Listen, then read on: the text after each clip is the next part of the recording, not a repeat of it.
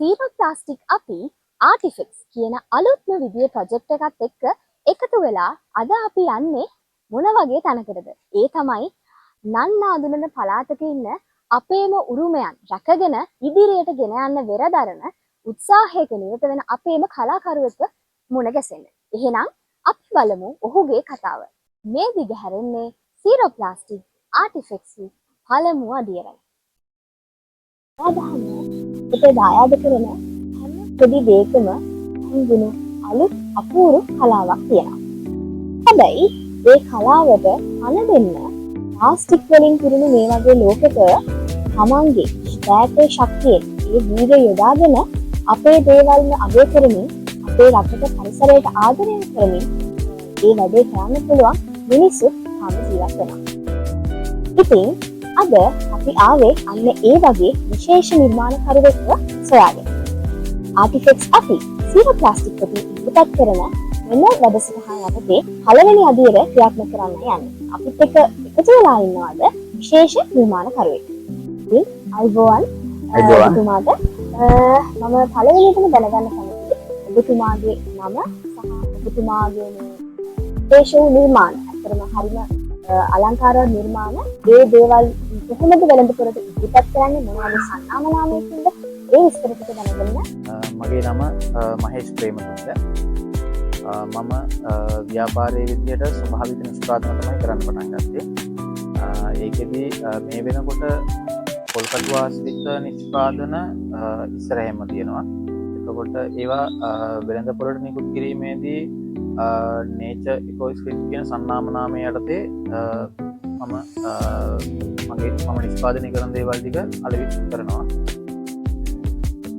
ඒ වගේම ඉස්සරහට දැන් මම පොල්කටු ආශ්‍රිත නිෂ්පාදන කරාට ඒක පිටිපස්සෙන් තියෙනවා ලී වලින් යන අයිටම් ටිකක්. ඒ වගේම තව අලුතෙන් ප්‍රොඩක්ට් ටිකක් එළියට දාන්න බලාපොරොත්තු වෙන්නේ. හොඳයි. ඊළඟට මේ වගේ පරිසර හිතකාමී නිර්මාණ කලාවක නිරත වෙන්න ඔබතුමාට අදහස ආවේ කොහෙන්ද සහ ඒ ඉතිහාසය ගැන දැනගන්න අපි කැමතියි. ඉස්සල්ලාම අදහස ආපු එක ගැන කතා කරනකොට මට මතකත් නෑ හරියට. හරි Google හරි නිර්මාණයක් දැකලා ඒ නිර්මාණය තමයි මම ඉස්සල්ලාම හැදුවේ. ඒක හැදුවෙත් කෙනෙකුට විශේෂයෙන් ටැග් එකක් විදිහට දෙන්නම් කියලා. ඒක දෙන්න බැරි වුණා කොහොම හරි. ඒක අදටත් විතර තියෙනවා වැඩ ඉවර නැතුව.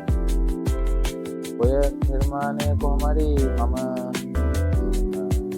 දැන්වලත් නෑ. එතකොට මම දැක්කයි මම මොනවා හරි කරපු දේවල් තියෙනවද කියලා හරි මම ෆොටෝ එකක් දැම්මා. ඒක දැකලා එයා හරහා තමයි අම්මව සම්බන්ධ වුණේ. එතකොට එතනින් තමයි ඉස්සල්ලාම මම අර කලින් කිව්වා වගේ ව්‍යාපාරයේ පළවෙනි කස්ටමර් විදියට අම්මව ඉස්සරහට එන්නේ. එතකොට එතනින් පස්සේ නෝනා කරන හැකියාවත් එක්ක එයාගේ ආපු එයා ටූරිසම් පැත්තෙන් උඩින් එයාගේ ආපු කට්ටියකට තෑගි වගේක් දෙන්න අවශ්‍ය වෙලා පොල්කටු නිර්මාණ ටිකක් කරමු කියලා. ඔය අහපු වෙලාවේ මට ඇත්තටම ලොකු චකිතයක් තිබ්බා මට වැඩේ කරගන්න පුළුවන් වේද බැරි වේද කියලා. හැබැයි පස්සේ මම ආයෙ කල්පනා කරා නෑ මම මේක කොහොම හරි කරනවා. එදා පටන් ගත්ත ගමන තමයි මේ වගේ තැනක ඉන්නේ. එතකොට එදා ඒ වෙලාවේදී කොහොම හරි මම මේ වැඩේ කරනවා කියලා පටන් අරගෙන මට මතක විදිහට මාල ටිකක් තිබුණා හදන්න. ඒකේ පෙන්ඩන් එකේ ඒ ආපු ජපනීස් අයගේ නම මේ ගහන්න ඕන වුණා. ඒ වෙලාවේදී මට ඒක කරගන්න කිසිම ආයුධයක් තිබ්බේ නැහැ. චූටි ඩ්‍රිල් එකක් අරගෙන ඇවිල්ලා ඒකෙන් හිමීට කපලා තමයි අප්ලෝඩ් එකේ හැදුවේ. ඒ පටන් ගත්ත ගමන කොහොම හරි ටික ටික හිමීට කරගෙන දැනටත් මට ඕන කරන දේවල් ඔක්කොම නැහැ. නමුත් දින දේවල් ටික මේච් කරගෙන වැඩ කරගන්නවා. එතකොට ඔය අතරමැදදී වෙළඳපොළ ගැටලුව ආවා. මම ගෙදර ගිහුවම එක පොල් ගෙඩියක්වත් දිනෙන්න දෙන්නේ නැහැ. මට කතා කරලා හැම එකක්ම ගයින්ටෙන් කපලා මට නිර්මාණයකට ගන්න පුළුවන් තත්ත්වෙට තමයි හදාගන්නේ. මෙහෙ වුණත් එහෙමයි. එතකොට ඔය ඉස්සල්ලාම මම අර කිව්ව පෙන්ඩන් අයිටම් ටික කරලා ඊළඟට ඉස්සල්ලාම කරපු ටී කප් එකක් ඉස්සල්ලාම හදුවා. ඒකෙදි මේ ටී කප් එකක් උනම් සාමාන්‍යයෙන් පොඩි ස්මූත් වෙන්න ඕනේ. ඒ වගේම තමයි ඒක බැලුවම මිනිස්සුන්ට ආකර්ෂණයක් තියෙන්න ඕනේ. එහෙම නෑ මම ඇත්තටම ඉස්සල්ලා හදපු එක. ඒකේ අඬ වෙන විදියක් අඬ පොල් කෝප්පෙට අලවලා තියෙන එක ගැතයි. ඒ වගේ ගොඩක් දේවල් තිබුණා. ඊට පස්සේ කාලයත් එක්කම ඔහොම ටික ප්‍රොඩක්ට් එකේ ක්වොලිටි එක හැදුණා. ඒ වගේම ඔය ව්‍යාපාරේ පටන් ගන්නකොට ගොඩක් අය ඉක්මනින් මතහැරලා දානවා. ඒ කියන්නේ මම ඉගෙන ගත්ත දේ තමයි මම ව්‍යාපාර ගැන මට දැනුමක් නෑ ලොකුවට. හැබැයි මම මේකේ ඇතුළෙම ඉඳලා මේකෙන්ම ඉගෙන ගත්තේ. සාමාන්‍ය මාස 6කට එහා ව්‍යාපාරයක් අල්ලගෙන ඉන්න පුළුවන් නම් ලංකාවේ වුණ කෙනෙකුට ව්‍යාපාරයක් කරන්න පුළුවන් කියලා හිතෙනවා. එතකොට ওই විදිහට මේ ව්‍යාපාර ටික එහෙම කරගෙන ආවා. ඒ කරගෙන ආවට පස්සේ මම ඇත්තටම මේ ඔන්ලයින් පැත්තට ගිහිල්ලා ඉන්නේ. ඊට පස්සේ මේකට මුල් තැන දීලා පේජ් එක හදාගත්තා. පේජ් එක හදලත් මාස ගාණක් නිකන් තිබුණා. ඒකට වීඩියෝස් දාන්නේ නෑ. එහෙම කන්ටිනියු කරගෙන ගියේ නෑ වැඩි. ඊට පස්සේ කොහොම හරි ඔන්ලයින් පැත්තෙන් ව්‍යාපාරය කරන්න ඕන කියලා අදහස් අරගෙන මම වීඩියෝ ටික එහෙම වෙලාවට දාගෙන ඒ ටික කරගෙන ගියා. ඒ කරගෙන යනකොට හන්තානේ හාමුදුරුවන්ගේ ව්‍යාපාර සම්බන්ධව කරන වැඩමුළුවකට යන්න ප්ලෑන් කරගෙන ඉඳලා කොහොම හරි ඒක හම්බුණා යන්න. ඒ යන්න දවස් ගානකට කලින් මට හිතුණා මම කොහොමදත් වීඩියෝ ටික එහෙම දාලා පිළිවෙලට දුන්න මේ මම මේ ව්‍යාපාරයක් කරනවා මේක මේ වගේ ගුණාත්මකයි කියන එක දැනගත්තොත් විතරයි මගෙන් බඩු ගන්න. එහෙම නැතුව මිනිස්සු ගන්නේ නැහැ නේ කියලා මම වීඩියෝ ටික එහෙම දැම්මා.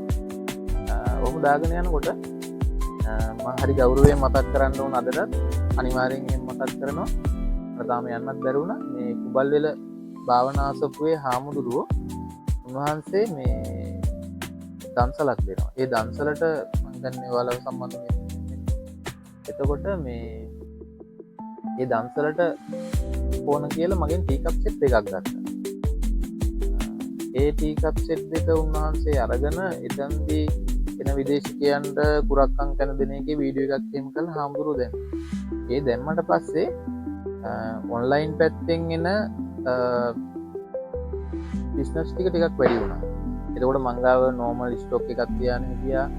ඒ ස්ටොක් එක බලාගෙන ඉතිවර වුණාට අදාලා. ඒ වගේම එක දෙක ඕඩර්ස් ඇවිල්ලා එකපාරම 20 30 වගේ එක කියන්නේ කරගන්න අමාරු වෙන තරමට මිනිස්සුන්ට අවශ්‍යතාවය තියෙනවා කියන එක තේරුම් ගත්තා. එතකොට ඒ විදිහට තමයි දැන් කරගෙන යන්නේ. ඒ වගේම තමයි මේ අන්තිමේදී හන්තානි වැඩමුළුවට ගියා. ඒකෙම ගොඩක් දේවල් ඉගෙන ගත්තා. ඒ ඉගෙනගෙන කරපු වීඩියෝ එකකින් දැන් තවත් ඕඩර්ස් එනවා. ඉතින් එහෙම තමයි. මේ වෙනකොට කරගන්න බැරි තරම් ඕඩර් තියෙන තත්ත්වයට ඇවිල්ලා. ඇත්තටම ඔබතුමාගේ මේ නිර්මාණ හරිම කලාත්මකයි. ඒ වගේම හරි සූක්ෂම විදියට තියෙන නිර්මාණ අපි ඒක ඇස් දෙකෙන්ම දැක්කද ඇවිල්ලා.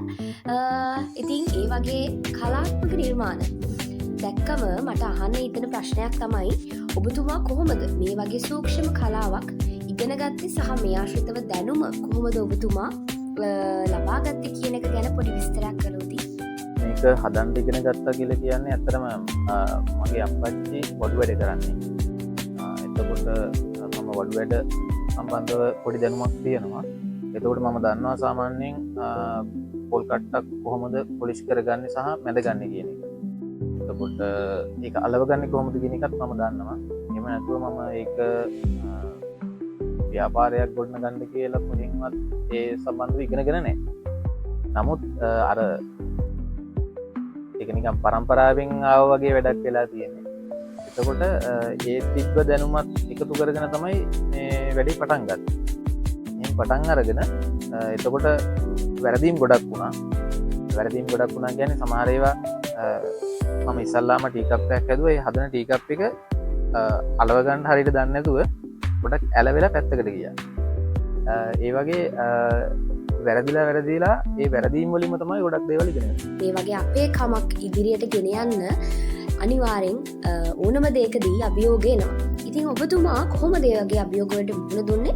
සහ ඒ අභියෝග ජයගෙන ඉදිරියට යන්න උත්සාහයක් දරුවේ කොහොමද කියන එක අපි දැනගන්න කැමති. ඇත්තරම අපිට ඇත්තරම දැනගන්න ඕන ඔබතුමාගේ මේ ගමනේදී මොන වගේ අභියෝගද ආවේ සහ ඒක කොහොමද ඒ අභියෝග වලින් ජයග්‍රහණය කරේ කියන එක. අභියෝග ගැන කතා කරනකොට මේ පොල්කටු ආශ්‍රිත නිෂ්පාදන වලදී මට මුලින්ම තිබ්බ ප්‍රධානම අභියෝගය තමයි වෙළඳපොළ කියන්නේ. මොකද වෙළඳපොළ හොයාගන්නකොට මේ නිෂ්පාදනම කරන තව ගොඩක් අය ඉන්නවා. එතකොට සමහරක් අය එයාලට වෙළඳපොළ අල්ලගන්න සහ සේල් එක හදාගන්න ඕන නිසා ගොඩක් අඩු ප්‍රයිස් වලට භාණ්ඩ විකුණනවා. ඒ විකුණුම් කිරීමේදී ඒ වගේ ක්වොලිටි එක මම බැලුවා. ඒ වගේම ඒකේ තියෙන අඩුපාඩු මොනවද කියන එකත් මම හොඳට මම ටවුන් එකට ගිහපුවම මම ගිහලා මොනවද තියෙනවද එක්කොත් පොල් කට්ටකින් හදපුවා මම ඒක බලනවා. ඒක බලලා ඒ වගේ තියෙන අඩුපාඩු මම බලලා ඒ වගේම ඉස්සල්ලාම ඉගෙන ගන්නවා. එහෙම ඉගෙනගෙන මම පස්සේ තීරණයකට ආවා වෙළඳපොළ අල්ලගන්න තියෙන හොඳම ක්‍රමය තමයි අපි කරන නිෂ්පාදනය අතිශයින්ම ගුණාත්මක වෙන්න ඕන. ඒ හරහා තමයි ඒ තිබ්බ වැරදීම් ටික ඉගෙනගෙන වෙළඳපොළ අභියෝගය ජයගත්තා. එතකොට ඊළඟට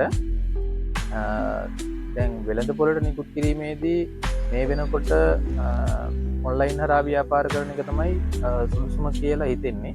අපිට එතකොට ඒකට වෙනම ස්ථානයක් අවශ්‍ය නැහැ. අපිට පුළුවන් එතකොට ගෙදර නිෂ්පාදනය කරලා ලංකාවේ ඕනම තැනක ලෝකේ ඕනම තැනක ඉන්න කෙනෙකුට විකුණනවා. ඒකට ඒ විදිහට පියවරෙන් පියවර දැනට තියෙන අභියෝග ටික ගොඩ දාගෙන තියෙනවා. තව තවත් අභියෝග තියෙනව නැතුවම ඊළඟට අපි කැමති ඔබතුමාගේ වටිනා නිර්මාණ වෙළඳපොළට ඉදිරිපත් කරන්නේ කොහොමද සහ ඔබතුමාගේ නිර්මාණ මිලදී ගන්න කැමති කෙනෙක් ඉන්නවා නම් ඒ පාරිභෝගිකයන් ඔබතුමා සම්බන්ධ කරගන්නේ කොහොමද කියලා දැනගන්න. එහෙම කැමති කෙනෙකුට FB එකේ මගේ page එක තියෙනවා Nature Ecology. ඒ page එකට ගිහිල්ලා ඒක හරහා මාව සම්බන්ධ කරගන්නත් පුළුවන්. ඒ වගේම තමයි එහෙම නැත්නම් direct call එකක් ගන්න පුළුවන් මට 0.78යි 746යි 1090 කියන නම්බර් එකට කෝල් එකක් අරගෙන පොඩ එකක් දාගන්න පුළුවන්. හොඳයි. ඔබතුමා මේ ආපු ගමන් මගේ ඔබතුමාට උදව් කරපු අය බොහෝ ඇති. ඒ වගේම විශේෂයෙන් මතක් කරන්න අයත් ඇති. මේක අවස්ථාවක් කරගමු ඒ අයවත් මතක් කරන්න. හොඳයි මතක් කරන්න තියෙනවා විශේෂයෙන්ම ස්තුති කරන්න ඕන මගේ වයිෆ්. ඒ කියන්නේ මට මාර විදිහට සපෝටිව්. ඒ දේවල් එක්කන් මම එයාට හදවතින් ස්තුතිවන්ත වෙනවා මේ ගමනේදී මට දක්වපු සහයෝගයට. ඒ වගේම විශේෂයෙන් මතක් කරන්න ඕන අපේ ගෙදර අයත් මුලින් අකමැති වුණාට පස්සේ මේකෙන් දෙයක් කරගන්න පුළුවන් කියන එක තේරුම් අරගෙන ලොකු සපෝට් එකක් දෙනවා. ඉතින් එයාලටත් මම ස්තුතිවන්ත වෙනවා සහ මතක් කරනවා එයාලව. ඊට අමතරව මම අර කලින් කිව්ව කුඹල්වැල හාමුදුරුවෝ ඒ වගේම හන්තානේ හාමුදුරුවෝ උන්වහන්සේලා දෙපළටත් දෙහිමින් ස්තුතිවන්ත වෙනවා. ඊට අමතරව තවත් විශේෂ කෙනෙක් ඉන්නවා අපේ වයිෆ් කලින් වැඩ කරපු තැනක අංකල් කෙනෙකුයි එයාගේ දුවයි. සරලවම කිව්වොත් නිහතමානී සරල මිනිස්සු. කිසි ආඩම්බරකමක් නැතුව ඕනම දෙයකට ඕනම ප්‍රශ්නයකට විසඳුමක් හොයලා දෙනවා වගේම මගේ ව්‍යාපාරය කරගෙන යන්න ලොකු සපෝට් එකක් දුන්නා. ඉතින් එයාලටත් මම බෙහෙවින් ස්තුතිවන්ත වෙනවා.